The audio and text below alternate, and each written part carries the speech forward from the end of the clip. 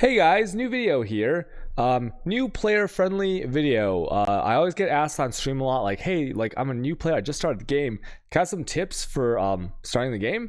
And although I don't really have tips for like just starting the game, because that's like really like entry level. I thought I'd give some tips to people who might be newer, okay? Not completely new, but newer. And yeah, so this is gonna be a one take, and some things might get messed up. I'll try the best I can. So some things I've always been thinking of is like how can I be a little bit like quicker? You know, like speed is good, right? Speed is very time is very important in the game of PoE. So I guess the first thing is let's say that I what is this? This is like my unique tabs, and let's say I do a map, and you're gonna have a bunch of crap in your inventory, right? Let's just take some of these. And you're gonna vendor some of these, you're gonna store some of these, but you wanna get to the vendor. And what you normally do, like let's say you have like her, right, Navali, and when you click on her, you'd have like sell, right, and then like put all the stuff in and then sell it, get your loot. They made a change this league with like Tawny, where I don't really map anymore, so I don't need him because I'm using the rogue harbor. But if you have your map and then you have your stash, if you're not like dumping everything you want to sell, you can just control click on Tawny, and there you go, and it goes directly to the sell window. This doesn't work with some of the other masters because Navali, she has a prophecy thingy right here. If you click on Alba, she opens the temple, I believe, right? June opens the investigation, and Zaba, I believe, opens the atlas, right? This also works. This makes it a lot faster. So instead of clicking here and then sell items here, you can just instantly hold down control and left click them, and then you're selling. This also works in the rogue harbor when you're doing exchanges with Faustus, because you need coins, right? So if you have a item to exchange, right? Let's say I have these things. So you go to Faustus, you just control click on them, and then now you're exchanging. And instead of clicking on them and clicking on sell, it saves you an extra click. Doesn't seem like much, but it will make you a little bit faster. To find the Faustus items, you can type EXC, right? The reason I type EXC is because it's typable on your left hand with your index finger. So it's very fast. You can type in Faust, right? Like if you type in Faustus FA, you can do that as well if you want, right? But there might be some other things in there. So I just like to type EXC for exchange, because in the tooltip it says exchange with Faustus. You can try that, and then it'll highlight the things. This is especially helpful if you have dump tabs like this, where you know, all the crap in here might make it like really hard to find your exchange items. Okay. It's not a tip. Another thing is, let's say there's league content you want to do, so you want to go check on Delve, right? First things first, when you press H has a ton of stuff in here that you might not know about. So it's obviously achievements, your challenges, but bestiary, like why is bestiary here, right? So bestiary is here. You can see your beasts. You can search your beasts here. Fenimel plague. Oh, I'm poor. I don't have any Fenimel plague ratchets. But if you have some extra beasts, let's say someone gives you some beasts. Okay, here's some extra beasts. Now, if you have it here, you see how I can I can just eat them from my hideout. You can't do that until you look at your bestiary tab from here. So if it's your first time logging in and you're eating some beasts, you have to go to the bestiary tab to eat the beasts. Okay, or else it won't work. You have to go to the menagerie. That's a very little thing. And now let's talk about going somewhere instantly. So for me, if I press like F10, because I have a macro for this, if I press F10, I just go to the menagerie. That's through my awaken PoE trade macro. But the way that you actually do this, if you don't want to use any of these third-party tools like awaken PoE trade or like trade tools of this nature, is you just type slash. Let's say I want to go to delve. I'll type in slash delve, and this is traversable in any safe zone. Okay, safe zones doesn't mean that your ores are off or like that you can't like cast spells. A safe zone is just like kind of like a town hub that other people can zone into. So in here, right, this is my delve. If I want to go back to the menagerie, it's slash menagerie, and this will, oh, actually this, I think delve is actually the only place you can't go back to hideout and other places. But let me test this out here. So delve you can't go back there, it's kind of stuff. But if I want to go metamorph, right, if I want to go to Tawny's lab to do some metamorph fights, I can type slash metamorph, and this is considered a safe zone. For some reason, delve isn't considered a safe zone, and it's kind of scary in delve. If you leave the zone when you're dropping div cards on the floor, those div cards are gone. Because like every time you go into delve, apparently it's like a new instance. So from here slash hideout is to get back to the hideout, and so these are the useful ones from hideout. Slash hideout, right, to get somewhere. Like let's say you're in someone's hideout and you're like stuck, you can't like get to the waypoint or something, or you're anywhere and you're stuck, it's a safe zone. You can always just type slash hideout, Menagerie is /menagerie for the bestiary fights, /delve, obviously going delving, and then /metamorph to get to Tawny's lab. This is really really good if you set them to macros. So most PoE trade macros have it on F5. If I'm in the delve, let me just type /delve. I have macros for all these, but I'm just gonna type it out so you can see how it works. This is really nice because in every trade macro, you usually have the hotkeys assigned, right? And if it's not assigned, you can just make it, right? So most people, I want to see like someone done trading and they like run to the waypoint and they go back to the hideout, they click on it like this, and that kind of wastes a lot of time. Whereas you can just press a button. So like my F10 might be my /menagerie, my F9 might be my /delve, and then my like some other thing for F5 by default for hideout. Okay, so that's kind of cool. Another thing is that, let's say, let me put this stuff back here. So another, what other cool tip can I show you guys? Another cool thing is like unstacking. So let's take, I actually learned this from math. Let's take a fossil here, and let's say I want to fracture some stuff, or I want to fossil craft. So usually, this is like a normal keyboard, right? So usually your left hand is around WASD, and so you're going to hold down shift, right? So your left hand is going to hold down shift, and to unstack these resonders for crafting, you're going to hold down shift and then click on this check mark here, right? Shift, click, and it's kind of slow, right? Because if you look at that, it's kind of slow. What you can do instead is you can move your left hand over from the WASD over to the right shift and enter. And then from there, if my left index finger is holding down shift, and my middle finger on my left hand hits enter, so I click, I'm always holding down shift, right, with my left index finger. I click, I hit enter, and look at this, right? I click, hit enter, and it's super fast, right? So holding down shift the whole time, the right shift, and then click enter, click enter, click enter, click enter, click enter. So it makes it a lot faster on the right side. So that's pretty cool. That's a nice little tip right here. Another thing, selling currencies. So the reason that I've never done this for maybe like over a year is because we never had the stacks for it. So if you look right here, I basically have like over 5,000 GCPs. I sold my regrets recently. I had probably over 8,000 regrets. And each one of these is handpicked off the ground. Most of them in single stacks, right? The vast majority in single stacks. Scourings, I had well over like I don't know. It must have been like by at this point like 9,000 regrets scourings. Plenty of ouch, right? Like look at this. This is like probably before I sold some, I don't know, 7,000, 8,000, 10,000 alchemies, all handpicked up off the ground because of Heist League. And so before this league, I've never been able to sell things like in bulk, right? I never wanted to by making my currency tab public and using a fraction system, which I'll show you here. And the reason is because like you didn't have enough, right? Like let's say I had a few hundred ouch, few hundred regals, maybe 100, 200 scourings.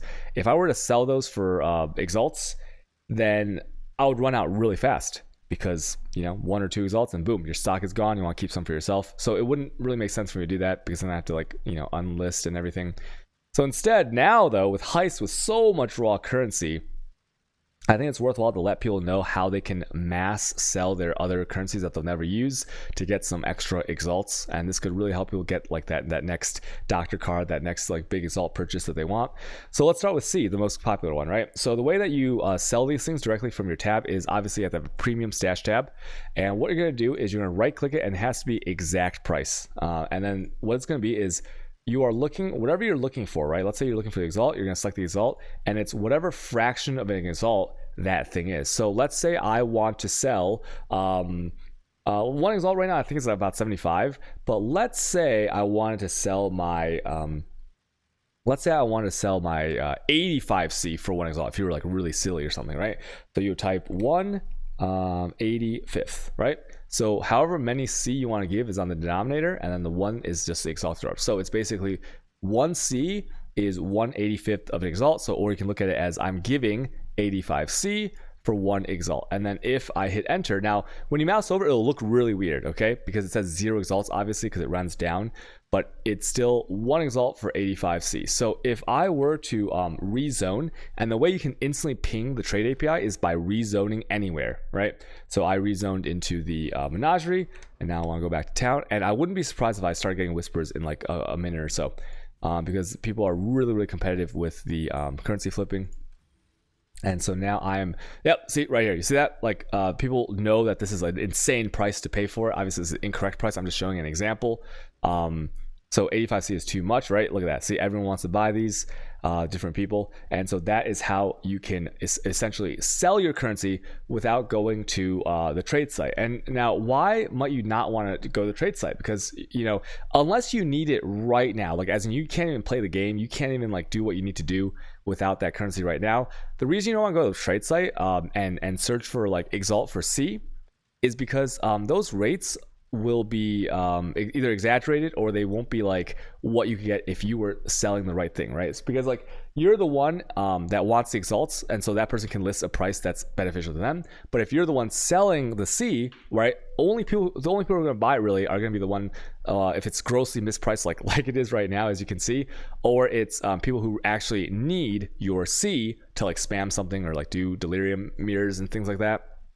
So you can get, on average, you can get much better rates by listing your currency for a set number of results. Now, I'm obviously price fixing here, right? On accident, I'm just showing an example for this video.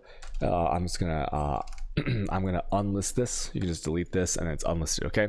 And I'm gonna rezone so I can ping the. Oh, I just pressed my my F9 is my /exit, so I almost logged out there. But yeah, see, lots of whispers, right? If the price is like pretty good, or if it's completely wrong.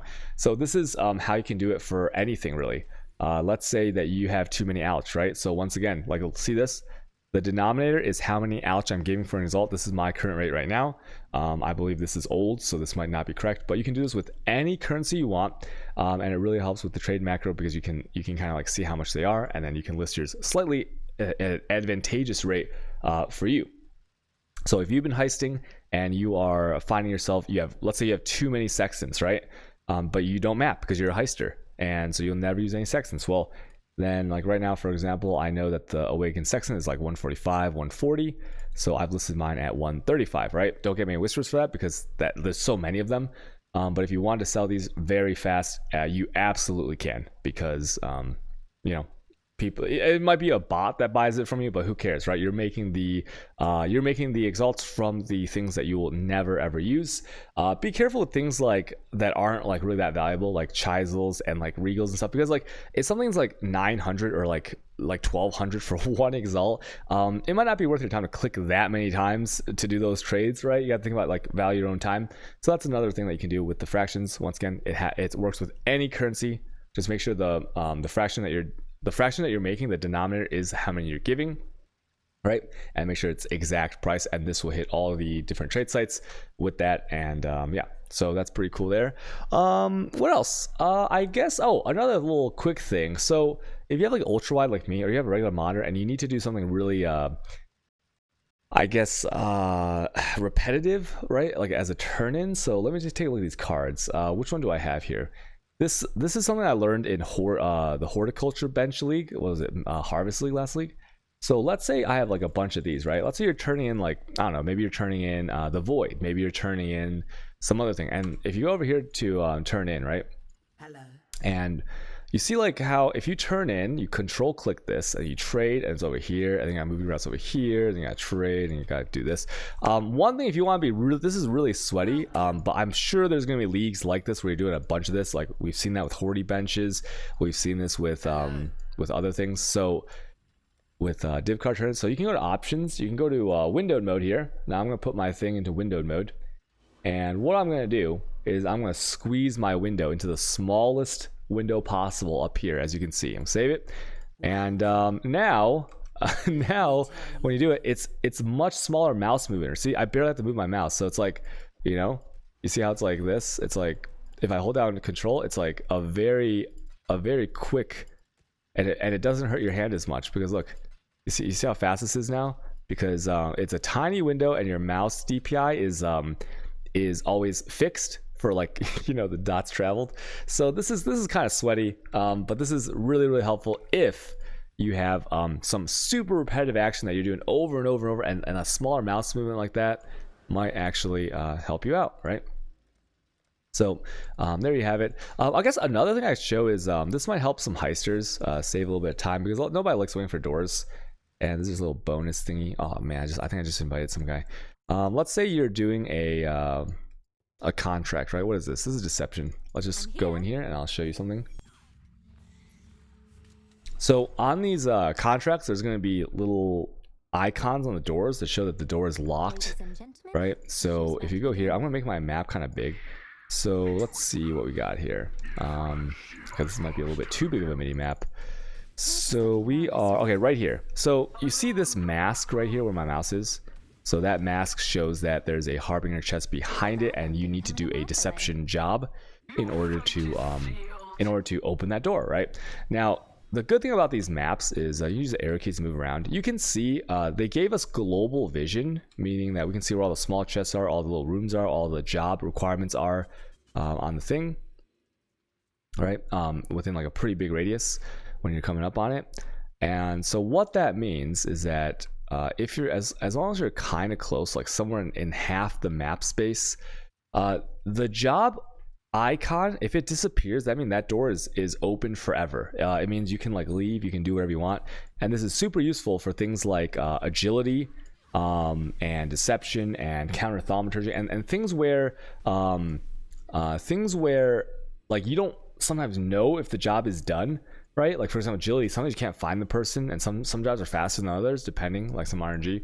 So like let's say you're fighting some mobs getting a little bit hectic, and you press your button, your league button to do it. The moment that mask, no matter where you are, right? Okay, see how that mask disappeared? Like it disappeared right there. At this point, even if you were to crash, run away as far as you want, die on the way in, or whatever happens, that door, once that mask, and this could be like a lockpick, it could be like a like whatever else, right, that indicates a job needs to be done. As long as that thing is gone, it disappears, you can move on to the next job. This is super helpful for those jobs where you might have two in a row. So you see how like there is a deception right here as well, and so if you're waiting right here to like you've cleared everything out and you're just like, trying to be a little bit more efficient, and you can't see what they're doing on the map right there, but you see the masses, then you can instantly go over here and spam the button, the league button, so that she goes over here and does this one without any fear and without any needing to see if like the door, like the little levers are turning, or if the people are pulling the lever for agility, or any of this like random like BS that they have to play through the animation.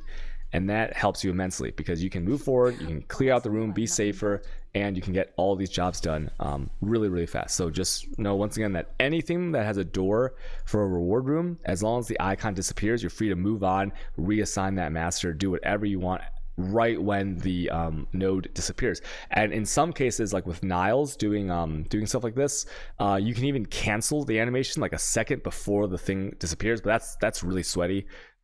So yeah, that's something I learned like a few days ago because I was like trying to like really be efficient with my fracture blueprints, and something you can even like animation cancel and it'll still go away because it's queued up the thing. Okay, be careful of this. You might like cancel jobs sometimes when you're trying to get used to it, but it really helps. It shaves off a lot of time off your and a lot of stress, right, off your heisting, grand heisting. So I guess that's it for the video. If you have any questions, I stream every day on twitch.tv/Kuto_. And yeah, thanks for watching my video. If you have any questions, come by and ask. Okay, bye. I'll see you guys later. Bye.